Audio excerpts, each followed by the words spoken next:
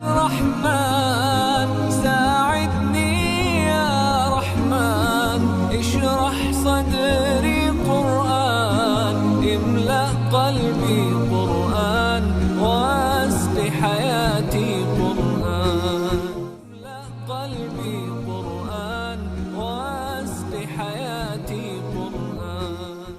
الحمد للہ منشی الخلق من عدمی ثم الصلاة علی المختار فی القدمی مولایا صلی وسلم دائما ابدا علی حبیبک خیر الخلق کلہم محمد باسط المعروف جامعہ محمد صاحب الاحسان والکرم محمد شکرہ محمد ذکرہ روح لانفسنا محمد شکرہ فرد علی الامم. نور قرآن کی لائیو ٹرانسمیشن کے ساتھ طاہر بخاری ایک مرتبہ پھر آپ سے مخاطب ہے. ناظرین، آج رمضان المبارک کی 2 تاریخ ہے اور قرآن پاک کے دوسرے پارے کے مضامین سے آج ہم اکتساب فیض کریں گے. آگے بڑھنے سے پہلے ہمیشہ کی طرح اللہ تعالیٰ کے اسماء میں سے ایک اسم گرامی وَلِلَّهِ الْأَسْمَاءُ الْحُسْنَى، اللہ تعالیٰ کے سب ہی نام اچھے ہیں، پس ان ناموں سے اسے پکارا کرو. حضرت ابو ہریرہ رضی اللہ تعالیٰ عنہ فرماتے ہیں کہ نبی اکرم رسول محتشم صلی اللہ علیہ وآلہ وسلم نے فرمایا کہ اللہ تعالیٰ طاق ہے اور وہ طاق چیزوں کو پسند کرتا ہے، اور جو کوئی اللہ تعالیٰ کے اسماء مبارکہ اپنے معمول کا حصہ بناتا ہے، نبی اکرم صلی اللہ علیہ وسلم نے فرمایا کہ اللہ تعالیٰ اس پر جنت واجب کر دیتا ہے. ناظرین، آج کا اسم مبارک ہے الرزاق. رزق 2 طرح کے ہیں، ایک مادی جیسے جنس ہے، غلہ ہے، اور ایک روحانی جیسے معرفت ہے، وجدان ہے اور عشق ہے. ہر نوعیت کا رزق دینے والا اللہ ہے، اور اس کے لیے جو خاص معمول ہے وہ یہ ہے کہ اس اسم مبارک کو ہر نماز کے بعد پڑھا جائے، اور بطور خاص گھر میں حفاظت کے لیے گھر کے چاروں کونوں میں اگر کوئی کھڑا ہو کر 10 مرتبہ اس اسم کو پڑھے گا تو اللہ تعالیٰ اس کے گھر میں رزق کی فراوانی کر دے گا. اللہ تعالیٰ ہمارے گھروں کو نور ایمان اور نور قرآن کے ساتھ رزق کی فراوانی سے آراستہ کرے. ناظرین، یہ ایک درد بھی ہے اور کرب بھی کہ والدین بچوں کو جو بنانا چاہتے ہیں بچے وہ بننا نہیں چاہتے، اور بچے جن سمت پہ جانا چاہتے ہیں والدین کو وہ چیزیں پسند نہیں ہیں.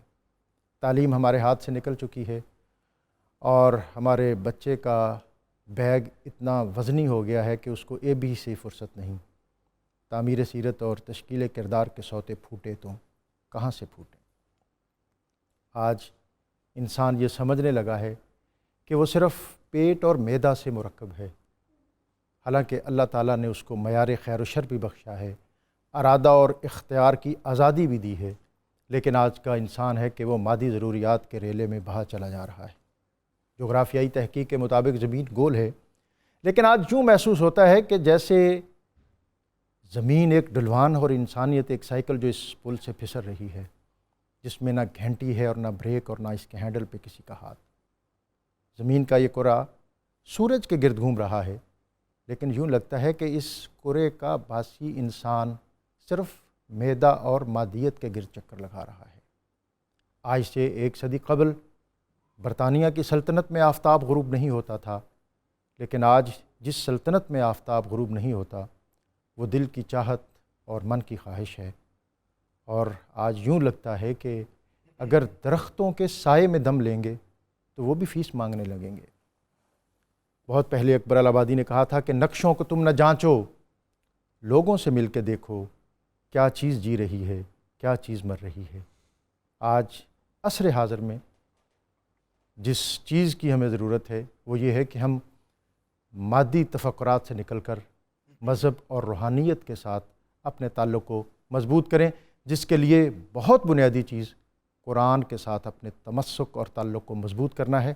ناظرین، آج کا ہمارا پارہ دوسرا پارہ، اس کے مضامین سے ہم اکتساب فیض کریں گے، اور آج ہمارے مہمانوں میں ایک ہمیشہ کی طرح مفتی محمد فاروق القادری صاحب، السلام علیکم۔ وعلیکم السلام۔ 92 چینل کے ناظرین جو ہیں ان کی یہ خوش قسمتی ہے کہ ان کو آپ سب سے زیادہ میسر ہوتے ہیں، اور آپ کی بھی مہربانی ہے کہ آپ میرے لیے سعادت کا باعث ہے، قرآن مجید کا پیغام پہنچانے کے لیے موقع ملا ہوا ہے۔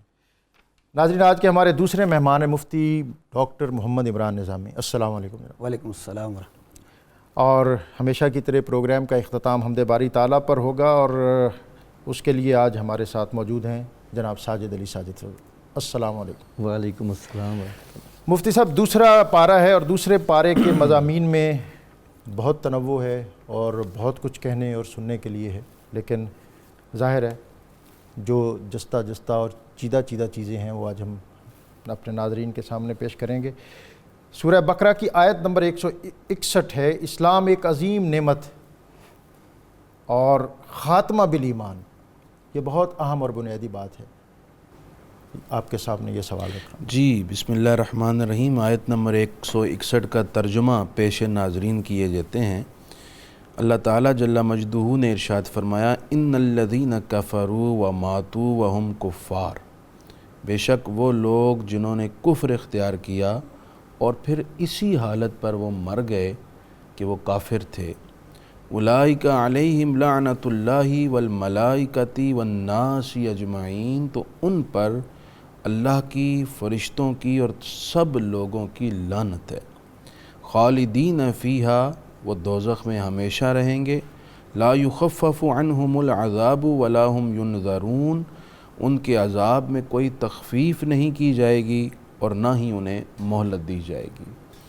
اس آیت کا ترجمہ پڑھتے ہی فوراً دل میں اللہ تعالیٰ کے شکر کے لیے کیفیت پیدا ہوتی ہے کہ اس نے ہمیں ایمان کی نعمت بخشی، ورنہ جو ایمان سے محروم ہیں ان کے لیے کتنا خطرناک، کتنا شرمندہ کرنے والا اور کتنا نقصان دینے والا عذاب ہے۔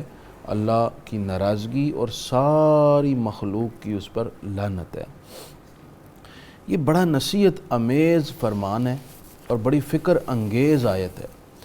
اس میں ہمیں برانگیختہ کیا جا رہا ہے کہ تم سب سے زیادہ فکر کرو اس بات کی کہ اللہ تعالیٰ نے جو تمہیں ایمان بخشا ہے یہ محفوظ کیسے رہے گا، اور اس ایمان کے ساتھ تم اس کی جناب میں کیسے پہنچو گے، کیونکہ یہ اتنی بڑی متاع ہے اور یہ اتنی بڑی دولت ہے کہ اگر کوئی شخص اس سے محروم ہو گیا تو پھر ہمیشہ کے لیے سزا، ہمیشہ کے لیے نامرادی اس کا مقدر بن جائے گی۔ ہمیں یہ سوچنا ہوگا کہ آخر ہم کیا کریں کہ ہمارا ایمان سلامت رہے اور سلامتی ایمان کے ساتھ ہی ہم دنیا سے جائیں۔ سبحان اللہ۔ اس کا میں آج ناظرین کے لیے کچھ باتیں لے کر آیا ہوں، بڑی آسان سی اور بڑی مجرب، اور 1450 صدیوں میں ہمارے اکابرین کا اعمال کا جو نچوڑ ہے وہ ہے۔ اگر ہم یہ اختیار کریں تو انشاءاللہ اللہ کی رحمت سے اس دنیا سے ایمان کے اس خزانے کو لے کر ہی اس کی جناب میں حاضر ہوں گے انشاءاللہ۔ سب سے پہلی بات یہ ہے کہ اللہ تعالیٰ نے جو ایمان کی نعمت بخشی ہے اس پر ہم شکر ادا کیا کریں۔ دوسری بات یہ ہے کہ اللہ تعالیٰ سے حسن ظن رکھیں، اس سے رحمت کی امید رکھیں اور اس سے نعمت کی طلب کرتے رہیں۔ تیسری بات یہ ہے کہ دعاؤں کا اہتمام کریں کہ مالک میرے ایمان کو سلامت رکھنا، اور جب میں اس دنیا سے تیری بارگاہ میں آنے لگوں تو مجھے ایمان پر قائم رکھنا، ثابت مفتی صاحب، کرنا۔ ایمان کی وہ کون سی کیفیت ہے یا جسے ہم کامل ایمان کہتے ہیں کہ جس کی بنیاد پر ہم یہ تیقن ہو جائے کہ اب میں جو دنیا سے جا رہا ہوں تو اللہ مجھے سرخرو کرے گا؟ وہ بھی عرض کرتا ہوں، صرف یہ 2-3 اینڈس مزید مکمل کر لوں۔ چوتھی صورت یہ ہے کہ وہ آدمی مسواک کی پابندی کرے۔ واہ۔ کیونکہ ہمارے بزرگوں نے یہ روایتیں نقل کی ہیں، بلکہ حدیث شریف میں بھی مسواک کے 70 سے زیادہ فوائد ہیں، اور ان میں سے ایک فائدہ یہ ہے کہ مسواک کرنے والے کا خاتمہ ایمان پر ہوتا ہے۔ سبحان اللہ۔ 5ویں بات یہ کہ کثرت سے ذکر الہی کریں. جب موقع ملے آپ کچھ تسبیحات پڑھیں, سبحان اللہ, الحمدللہ, اللہ اکبر. مجھے ایک صاحب نے بتایا کہ ایک آدمی کا انتقال ہونے لگا تو موت کے وقت وہ کہہ رہا تھا 1 2 3 4, تو پھر اس کی موت ہو گئی. تو اس بارے میں بڑے ہم فکر مند ہوئے, یہ کیا ہے؟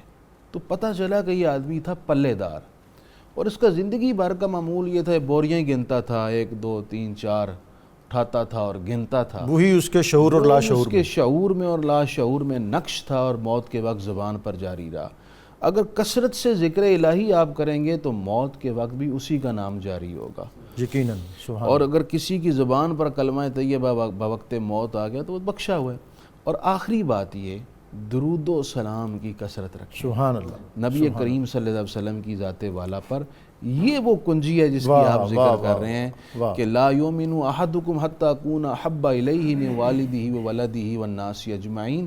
ایمان کی روح ذات مصطفیٰ کریم صلی اللہ علیہ وسلم سے والہانہ وابستگی ہے, بے پناہ عشق و محبت ہے. اور اقبال نے شاید کہا کہ مغز قرآن روح ایمان جان دین ہست حب رحمت للعالمین. اور مجھے حفیظ جلندری کا بھی شعر یاد آ گیا کہ محمد کی محبت دین حق کی شرط اول ہے, اسی میں ہو اگر خامی تو سب کچھ نامکمل ہے. محبت ہے محمد کی محبت آن ملت شان ملت ہے, محمد کی محبت روح ملت جان ملت ہے. محمد ہے ہمیں سب عالم ایجاد سے پیارا, پدر مادر برادر جان و مال اولاد سے پیارا. سبحان اللہ, بہت خوب آپ نے فرمایا. یہ چند ایک اعمال ہم نے پیش کیے ہیں, امید ہے ناظرین اس کو پلے باندھیں گے انشاءاللہ, اور اس کو اپنے معمولات میں شامل کریں, کیونکہ اس کے بغیر ہمارے لیے چارہ کوئی نہیں ہے. اللہ تعالیٰ کی خفیہ تدبیر سے ڈرتے رہیں. یہ مت سوچیں میں تو بڑا نیک آدمی ہوں, میں تو جنتی بن گیا ہوں. ممکن ہے کہ اس کی تدبیر میں کچھ اور فیصلہ ہو چکا ہو سکتا ہے ایک گناہ گار شخص موت کے وقت بہت سعادت پا جائے اور ایک نیک اس لائن سے پیچھے رہ جائے. اس مالک سے ڈرتے رہیں, اس سے امید وابستہ رہیں, دعاؤں کا اہتمام کرتے رہیں, اور اپنے خاتمے کے بارے جنہ میں پریا سرتے تریا پیر رکھن ڈر ڈر کے. مفتی محمد عمران نظامی صاحب, سورہ بقرہ کی آیت نمبر 180 وصیت کے احکام اور اس کا اطلاق اور اس کا نفاذ. بسم اللہ الرحمن الرحیم. محترم قبلہ ڈاکٹر طاہر رضا بخاری صاحب, ماشاءاللہ ماہ رمضان المبارک کی یہ بابرکت ساعتوں میں نور قرآن کا پروگرام یہ بہت اہمیت کا حامل ہے. یقیناً قرآن مجید فرقان حمید اور ماہ رمضان المبارک کا آپس میں چولی دامن کا تعلق ہے. تو یہ پرمسرت ساعتوں میں قرآن مجید فرقان حمید کا درس اور اس کی تفہیم یہ ناظرین کے لیے اور جملہ سننے والے اور دیکھنے والوں کے لیے یہ باعث فخر ہے اور قرآن مجید فرقان حمید کی تعلیم و تعلم کا باعث ہے.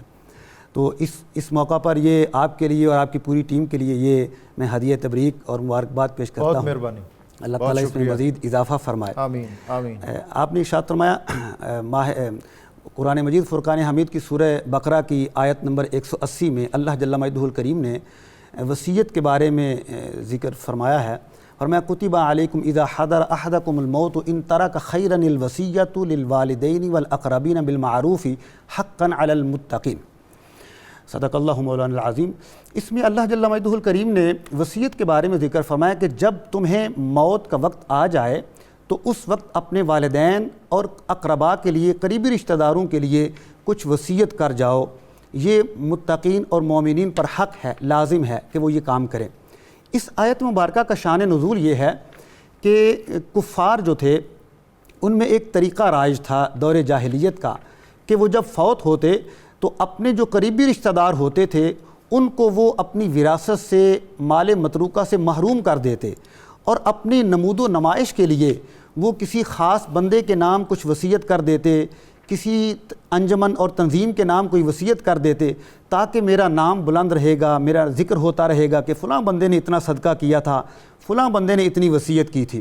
یہ مفتی صاحب یہ سسٹم تو اوقاف اور وقف سے اب بھی جاری ہے اور لوگ جو ہیں محروم رکھ دیتے ہیں اپنی فیملی کو اور 20-20 مربع دے دیتے ہیں مسجد کے نام.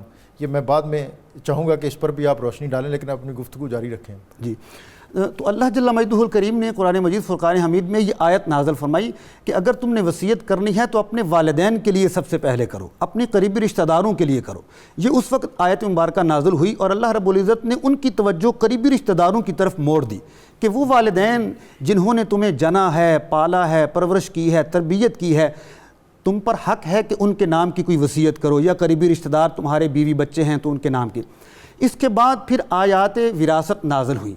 اللہ رب العزت نے ہر رشتہ دار کا ایک حق متعین کر دیا کہ اگر شوہر فوت ہوتا ہے تو اس کی بیوی کا کتنا حصہ ہے، اس کے بیٹوں کا کتنا حصہ ہے، اس کی بیٹیوں کا کتنا حصہ ہے، اس کے والدین کا کتنا حصہ ہے، اور اس کے دادا وغیرہ کا کتنا حصہ ہے، اس کے نانا کا کتنا حصہ ہے۔ یہ قرآن مجید فرقان حمید نے یہ ساری چیزیں ذکر فرما دی۔ سبحان اللہ۔ تو جب یہ وراثت کے احکام نازل ہو گئے تو اس کے بعد یہ آیت مبارکہ جو وارث ہیں ان کے حق میں منسوخ ہو گئی کہ آپ وارث کے حق میں اب وصیت نہیں کر سکتے۔ ہاں، وصیت کا پھر بھی اختیار ہے، آپ وصیت کر سکتے ہیں، لیکن اس کے لیے وصیت کریں گے جو آپ کا وارث نہیں ہے۔ جو غیر وارث ہے اس کے لیے وصیت کریں گے۔ کتنے مال سے کریں گے؟ قرآن مجید فرقان حمید اور رسول پاک صلی اللہ تعالیٰ علیہ وسلم نے اس کی بھی حد بندی فرما دی کہ تم اپنے مال کے تہائی حصے میں وصیت کر سکتے ہو، کل مال کی وصیت نہیں کر سکتے۔ ایک حدیث طیبہ ہے، خطبہ حجۃ الوداع کے موقع پر رسول پاک صلی اللہ تعالیٰ علیہ وسلم کے ایک پیارے صحابی ہیں حضرت سعد بن ابی وقاص رضی اللہ تعالیٰ عنہ، وہ بہت بیمار ہو گئے، ان کے پیٹ میں درد ہوا تو ان کو محسوس ہوا کہ اب میں جا رہا ہوں، اس دنیا سے رخصت ہو رہا ہوں۔ تو رسول پاک صلی اللہ تعالیٰ علیہ وسلم جب ان کی عیادت کے لیے تشریف لے گئے تو انہوں نے عرض کی، یا رسول اللہ صلی اللہ علیہ وسلم، مجھے محسوس ہو رہا ہے کہ اب میں اس دنیا فانی سے رخصت ہو رہا ہوں، میری ایک ہی بیٹی ہے، اللہ رب العزت نے مجھے بہت مال و دولت عطا فرما رکھا ہے، میں چاہتا ہوں کہ 2/3 مال کی وصیت کر دوں۔ حضور نے فرمایا نہیں۔ یا رسول اللہ، میں آدھے مال کی وصیت کر دوں؟ آپ صلی اللہ تعالیٰ علیہ وسلم نے ارشاد فرمایا نہیں۔ انہوں نے عرض کی، یا رسول اللہ صلی اللہ علیہ وسلم، میں 1/3 1/3 کی وصیت کرنا چاہتا ہوں۔ آقا دو جہاں صلی اللہ تعالیٰ علیہ وسلم نے ارشاد فرمایا ہاں یہ بہتر ہے، لیکن اپنے جو وارث ہیں ان کے لیے نہیں، وارثوں کے علاوہ جو رشتہ دار قریبی یا دور کے ہیں یا کوئی رفاع عامہ کے لیے آپ کرنا چاہتے ہیں تو اپنے مال کا تہائی حصہ 1/3 آپ وصیت کر سکتے ہیں، باقی مال جو ہے وہ آپ کے ورثاء میں تقسیم ہوگا۔ ناظرین، یہاں وقت ہے ایک بریک کا، بریک سے واپس آئیں گے تو یہ گفتگو کا سلسلہ اسی طرح جاری رہے گا۔ اشرح صدري قرآن ساعدني يا رحمن اشرح صدري قرآن املأ قلبي قرآن واسق حياتي قرآن رحمن ساعدني يا رحمن اشرح صدري املأ قلبي قرآن واسق حياتي قرآن اشرح صدري قرآن املأ قلبي۔ خوش آمدید ایک مرتبہ پھر آپ کو ناظرین۔ نور پرور اور علم آفریں پروگرام نور قرآن اس وقت جاری ہے اور دوسرے پارے کے مضامین جو ہیں ان سے آج ہم اکتساب فیض کر رہے ہیں۔ حضرت مفتی محمد فاروق القادری صاحب، آپ سے سوال ہے، قرآن پاک کی آیت 243 میں 70,000 مردوں کا زندہ ہونا بیان ہوا ہے۔ یہ بڑا دلچسپ، فکر انگیز اور بڑا ہی نصیحت آمیز واقعہ ہے۔ حضرت موسیٰ علیہ السلام کے بعد آپ کے 3 جانشین ہوئے، ایک حضرت یوشع بن نون، ان کے بعد حضرت کالب، اور تیسرے تھے حضرت حزقیل۔ ناظرین شاید یہ سننا چاہیں کہ حضرت حزقیل کون ہے؟ یہ بالکل نیا نام ہوگا ہاں جی، یہ ہمارے نیا ناظرین نام کے ہے۔ لیے۔ حضرت حزقیل علیہ السلام، ان کا ابن کو ابن العجوز بھی کہتے ہیں، ایک بڑھیا کے بیٹے۔ ان کی والدہ بہت بوڑھی ہو چکی تھی تب ان کی ولادت ہوئی۔ ان کو ذوالکفل بھی کہا جاتا ہے، اس کی وجہ یہ ہے کہ انہوں نے اپنی کفالت میں لے کر یہودیوں سے 70 انبیاء کو بچایا تھا جو ان کے قتل کے درپے ہوئے تھے۔ جناب، حضرت حزقیل علیہ السلام کی قوم تھی، آپ کہیں سفر پر گئے ہوئے تھے تو پیچھے اس قوم میں، اس علاقے میں وبا پھیل گئی، طاعون کی بیماری کی۔ یہ بڑا ڈر گئے اور سارے کے سارے اپنا علاقہ چھوڑ کر جنگل میں جا کر آباد ہو گئے۔ اللہ تعالیٰ کو یہ بات پسند نہیں آئی کہ ان کا مجھ پر اور تقدیر پر کوئی ایمان ہی نہیں ہے. تو اللہ تعالیٰ نے جبرائیل علیہ السلام کو بھیجا, انہوں نے آ کر انہیں فرمایا موتو, تو یہ ایک لمحے میں سب مر گئے. یہ تقریباً 70,000 لوگ تھے. اب چند دنوں ان کی لاشیں پڑی رہیں, بہت زیادہ تعفن اور بدبو پیدا ہو گئی, تو باقی بستی والوں نے مل کر ارد گرد دیوار بنا دی. حضرت حزقیل واپس آئے, کہاں گئے سارے؟ بتایا گیا جی یہ واقعہ پیش آیا. تو آپ بڑے اس بارے میں غمگین ہوئے اور اللہ تعالیٰ کے حضور دعا کی, تو اللہ تعالیٰ نے ان کی دعا کی بدولت انہیں حکم فرمایا کہ آپ ان کے پاس جائیں اور انہیں زندہ ہونے کا حکم دیں. تفسیر روح البیان میں بڑی تفصیل سے یہ واقعہ علامہ اسماعیل حقی نے نقل کیا. کہتے حزقیل آئے, فرمایا ہڈیوں, ہر مردے کی ہڈیاں جڑ گئیں. واہ. پھر فرمایا کہ گوشت پہن لو, ساری ہڈیوں نے گوشت پہن لیا. اللہ. پھر فرمایا چلو کھڑے ہو جاؤ. ان کے اندر روحیں آئیں اور وہ پہلے کی طرح چلنا پھرنا شروع ہو گئے, اور یہ لوگ پھر عرصہ دراز تک زندہ رہے. بلکہ ان کی کچھ نہ کچھ اثرات رہے, وہ یہ کہ یہ جو لوگ تھے یہ اسپیشلی زندہ ہوئے تھے ایک نبی کی دعا سے, یہ جو لباس پہنتے تھے وہ کفن میں تبدیل ہو جاتا تھا, اور ان کے جسم سے کچھ جلن کی, کچھ سڑی ہوئی چیزوں کی بو آیا کرتی تھی. بلکہ آج بھی بعض مفسرین نے لکھا ہے جو یہودیوں میں ان کی اولاد ہے اس میں یہ اثرات آج بھی باقی ہیں. یہاں ایک سمجھ کی بات یہ ہے کہ اللہ تعالیٰ نے جو موت کا وقت مقرر کیا ہے اور موت کا آرڈر فرما دیا ہے, اس سے کوئی بھاگ نہیں سکتا. جس علاقے میں وبا پھیلی ہو وہاں سے لوگوں کو بھاگ کر نہیں جانا چاہیے. جی مفتی صاحب ایک ویڈیو میسیج ہے, آپ اجازت دیں تو وہ ویڈیو میسیج بھی دیکھیں, اور ناظرین یہ ویڈیو میسیج دیکھیے گا اور کوشش کیجئے گا کہ آپ بھی اپنے ویڈیو میسیج کے ذریعے اس پروگرام میں شامل ہو سکیں. جی السلام علیکم. میرا مفتی صاحب سے سوال ہے کہ بٹ کوائن پہ لین دین کرنا جائز ہے کہ نہیں؟ جی مفتی صاحب یہ بہت زبردست سوال ہے. میرا خیال ہے سب سے پہلے آپ اسی پر, یہ جدید فقہی مسائل میں سے ایک مسئلہ ہے. یہ ڈیجیٹل کرنسی ہے جس کو بٹ کوائن کہتے ہیں. بٹ کوائن کا وجود انٹرنیٹ کے ذریعے تو ضرور موجود ہے, لیکن خارج میں اس کا وجود کوئی نہیں ہے. مطلب کوئی کسی ملک نے اسے آن نہیں کیا.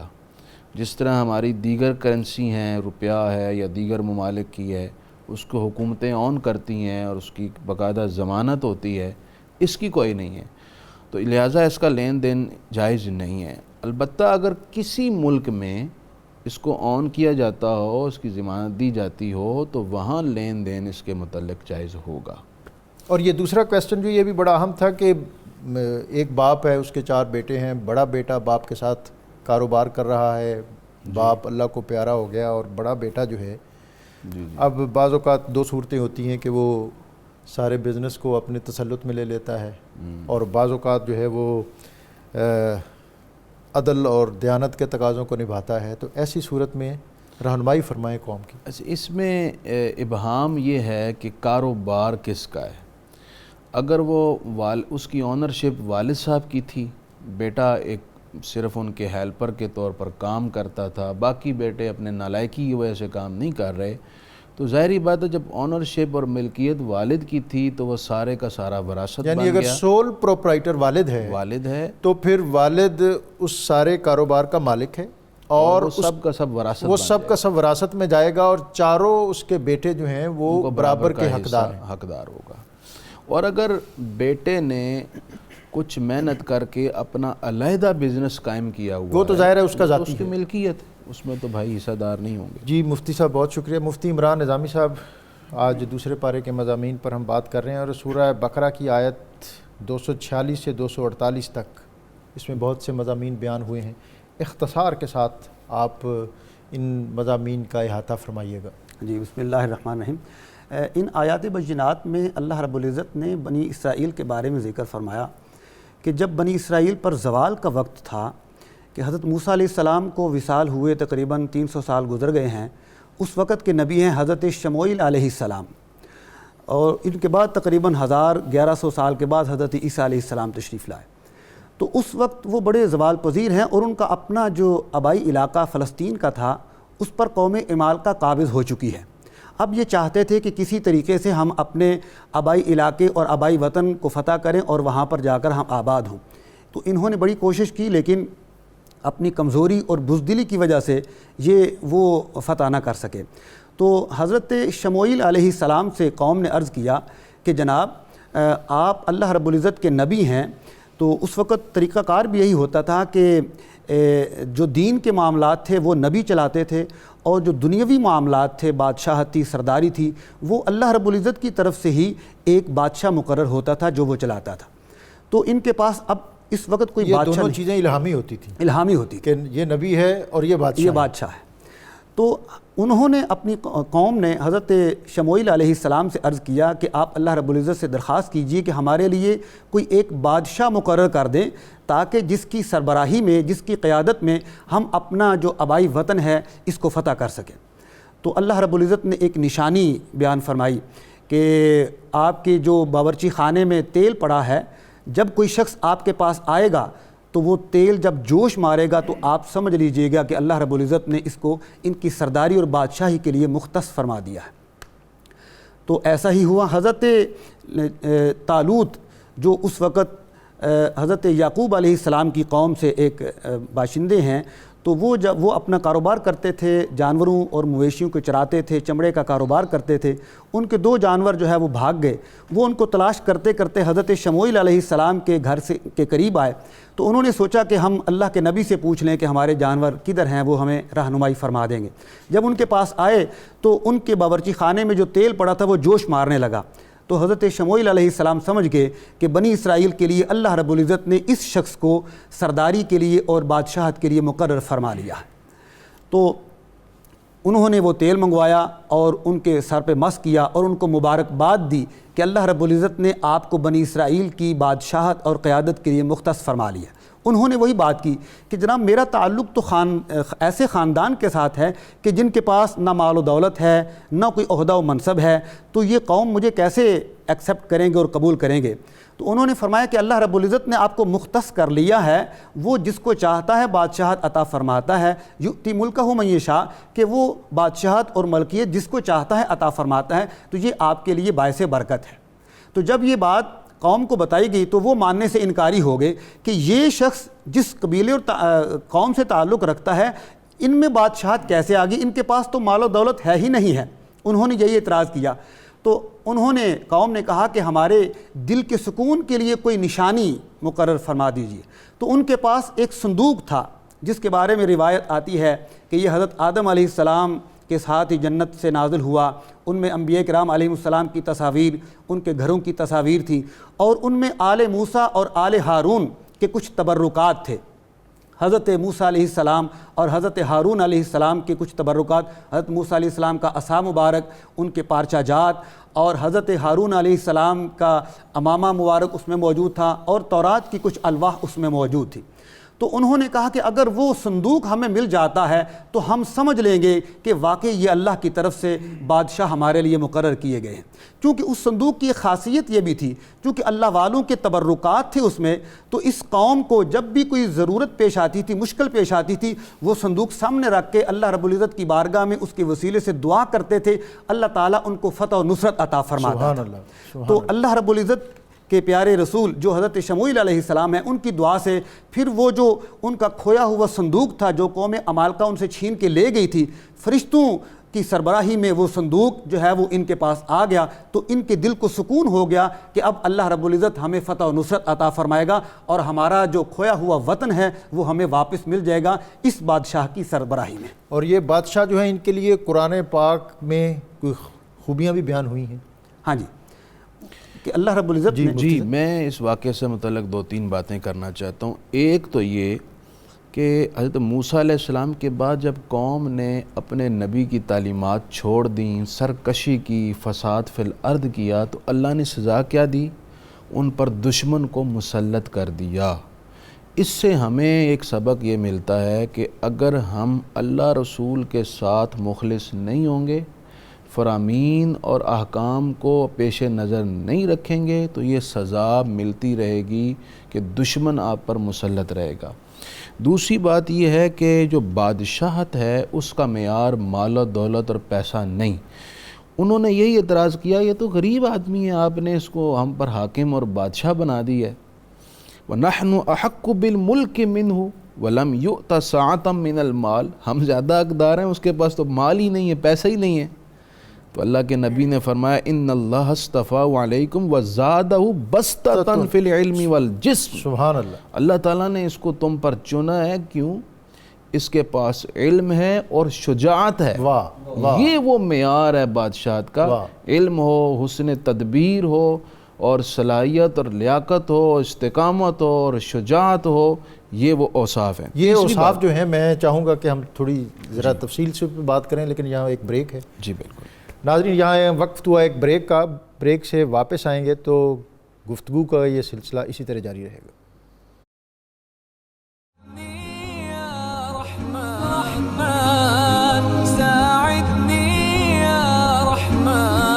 اشرح صدري قرآن املأ قلبي قرآن واسق حياتي قرآن رحمن ساعدني يا رحمن اشرح صدري قرآن املأ قلبي قرآن واسق حياتي قرآن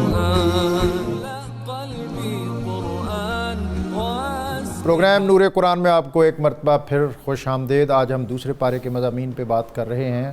مفتی صاحب آپ گفتگو فرما رہے تھے. جی میں جلدی سے اپنی گفتگو کنکلوڈ کرتا ہوں کہ قوموں کو اللہ تعالیٰ آزماتا ہے. ہوا یہ کہ حضرت طالوت بڑا لشکر جرار لے کر نکلے، تقریباً 70,000 سے زیادہ تعداد تھی، بعض نے کہا لاکھوں میں تھی، قوم جالوت سے لڑنے، اپنی زمین واپس لینے کے لیے. رستے میں اللہ تعالیٰ نے آزمایا، ایک نہر تھی، فرمایا اس سے پانی نہیں پینا. گرمی بہت تھی، پیاس لگی ہوئی تھی. حضرت طالوت نے لوگوں کو سمجھایا بھائی پانی نہیں پینا اس سے. انہوں نے کیا کیا کہ اس سے پانی پی لیا. باقی 313 لوگ تھے، انہوں نے پانی نہیں پیا، اور جنہوں نے پیا انہوں نے ایک چلو سے زیادہ پیا، کیونکہ لمٹ تھی ایک چلو، اس سے زیادہ نہیں پینا. جب انہوں نے پانی پیا، اللہ تعالیٰ کے حکم کو ٹھکرایا تو اللہ تعالیٰ نے ان پر بزدلی طاری کر دی. جب انہوں نے جا کر قوم جالوت کا بڑا لشکر دیکھا تو گھبرا گئے اور بھاگ گئے. صرف 313 رہ گئے.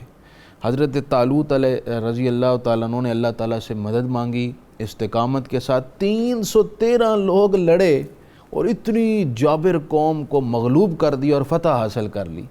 ایک تو یہ بات پتہ چلی کہ اللہ تعالیٰ نے ہمیں پاکستان کی صورت میں ایک جدا ریاست دی، اللہ کا شکر ہے. اب ہم پر آزمائشیں آئیں گی، اس نعمت کو قائم رکھنا ہے، اس کو پھلتا پھولتا خوشبودار دیکھنا ہے، تو اس آزمائش میں اللہ کو نہیں چھوڑنا انشاءاللہ. دوسری بات، جب لڑائی ہوئی تو حضرت داؤد علیہ السلام کی اس وقت عمر تھی، آپ اس وقت نوجوان تھے، بالغ ہوئے تھے ابھی، اور ان دنوں میں بہت کمزور تھے.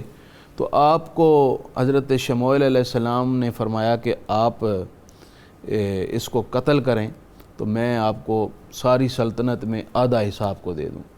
آپ نے ایک پتھر اٹھا کر گلیل سے مارا تو اس کے ماتھے سے چیرتا ہوا پیچھے سے نکل گیا. اس میں میسیج یہ ہے، اللہ تعالیٰ بڑے سے بڑے جابر کو جب فنا کے گھاٹ اتارنا چاہے تو اس مالک کے لیے کوئی مشکل نہیں، ایک کمزور سے شے کو بھی سبب بنا سکتا ہے. مچھر سے بڑے جابر شخص کو جو ہے وہ دنیا کے لیے عبرت کا نشان بنا سکتا ہے. جی مفتی عمران صاحب، بالکل پروگرام کے آخری لمحات ہیں، بہت مختصر وقت ہے، آپ اپنا پیغام دے دیجیے.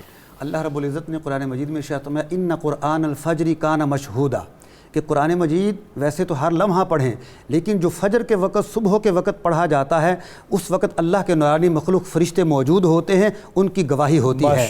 علامہ اقبال نے کہا قرآن میں ہو غوطہ زن اے مرد مسلمان، اللہ کرے تجھ کو عطا جدت کردار. اور حضرت ابو ذر غفاری نے عرض کی نبی اکرم صلی اللہ علیہ وسلم سے کہ مجھے وصیت فرمائیے. آپ نے فرمایا کہ تقوی اختیار کرو کہ یہ نیکی کی بنیاد ہے. آپ نے عرض کی یا رسول اللہ کچھ مزید اضافہ فرمائیے. فرمایا قرآن پڑھا کرو، یہ دنیا میں نور اور آخرت میں ذخیرہ ہے. قرآن پاک کے ساتھ تعلق کو مضبوط کرنا ہماری اس ٹرانسمیشن کا ایک بنیادی مقصد ہے. ناظرین، آپ واٹس ایپ کال اور ٹیلی فون کال کے ذریعے اس پروگرام کا حصہ بن سکتے ہیں اور ہمارے مفتیان کرام سے آپ اپنے سوالات پوچھ سکتے ہیں۔ آج کا قرآنی وظیفہ سورہ بقرہ کی آیت نمبر 7، ختم اللہ علی قلوبہم وعلی سمعہم وعلی ابصارہم، 7 بار پڑھ کر دم کریں اور کاغذ پر لکھ کر مکان کی پیشانی پر چسپاں کر دیں، اللہ تعالیٰ حفاظت فرمائے گا۔ میں اپنے مہمانوں کا ایک مرتبہ پھر شکر گزار ہوں، مفتی محمد فاروق القادری صاحب، مفتی محمد عمران نظامی صاحب آپ کا۔ رحمن ساعدني يا رحمن اشرح صدري قرآن املأ قلبي قرآن واسق حياتي قرآن رحمن ساعدني يا رحمن اشرح صدري قرآن املأ قلبي قرآن واسق حياتي قرآن۔ اللہ رب العزت کی بارگاہ میں حمد کا نذرانہ پیش کرنے کی طرف، اور ہمارے مہمان ہیں جناب ساجد علی ساجد۔ جناب کلام اعلیٰ حضرت سے میں آپ کی روح کو مضبوط کروں۔ وہی رب ہے جس نے تجھ کو ہمتاً کرم بنایا، ہمیں بھیک مانگنے کو تیرا آستہ بتایا، تجھے حمد ہے خدایا، تجھے حمد ہے خدایا۔ شعر دیکھیے، یہی بولے سدرہ والے چمن جہاں کے تھالے، سبھی میں نے چھان ڈالے، تیرے پائے کا نہ پایا، تیرے پائے کا نہ پایا، تجھے یک نے یک بنایا، تجھے حمد ہے خدایا، تجھے یک نے یک بنایا، تجھے حمد ہے خدایا۔ فَإِذَا فَرَغْتَ فَانْصَبْ، یہ ملا ہے تجھ کو منصب، جو گدا بنا چکے اب، اٹھو وقت بخشش آیا، اٹھو وقت بخشش آیا، کرو قسمت عطایا، تجھے حمد ہے خدایا، کرو قسمت عطایا، تجھے حمد ہے خدایا۔ اور قبلہ شعر دیکھیے، ارے اے خدا کے بندو، کوئی میرے دل کو ڈھونڈو، میرے پاس تھا ابھی تو، ابھی کیا ہوا خدایا، ابھی کیا ہوا خدایا، نہ کوئی گیا نہ آیا، تجھے حمد ہے خدایا۔ اور مقطع بڑا خوبصورت ہے کہ ہمیں اے رضا تیرے دل کا پتہ چلا بمشکل، در روضہ کے مقابل نظر تو آیا وہ ہمیں نظر تو آیا یہ نہ پوچھ کیسا پایا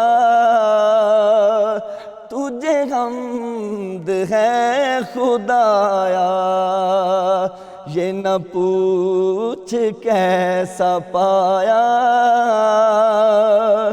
تجھے حمد ہے خدایا ہمیں بھیک مانگنے کو تیرا واسطہ بتایا